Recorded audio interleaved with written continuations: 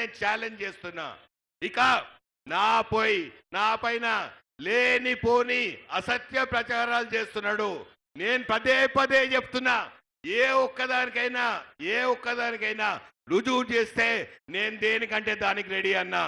కోళ్ళంటే రేవంత్ అన్న ప్రొద్దున గుడ్డు తింటే నేనే గుర్తుకొస్తున్నా, ప్రొద్దున చికెన్ తింటే విశ్వేశ్వరరెడ్డికి నేనే గుర్తొస్తున్నా.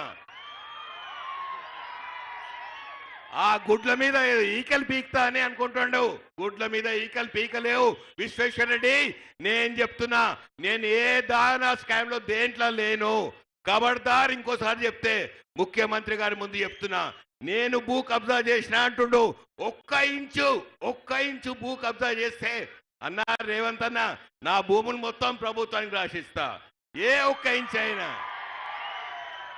ఇక ఇప్పటికెళ్ళి ఎవరైనా ఏమైనా ప్రచారాలు చేస్తే నేను ఖబర్దార్ చెప్తున్నా, నేను 100% మీ మీద యాక్షన్ తీసుకుంటా.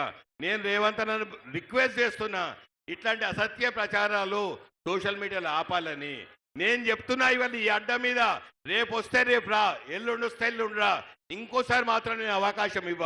దాని తర్వాత మాట్లాడితే ఖబర్దార్ అని చెప్తున్నా.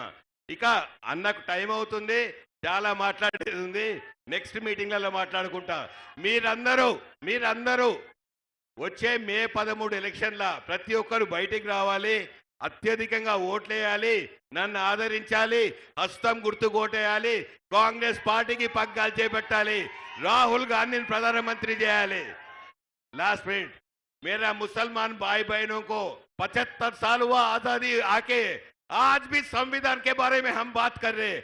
संविधान का रक्षा करना अपना फर्ज बनता. आप सब लोग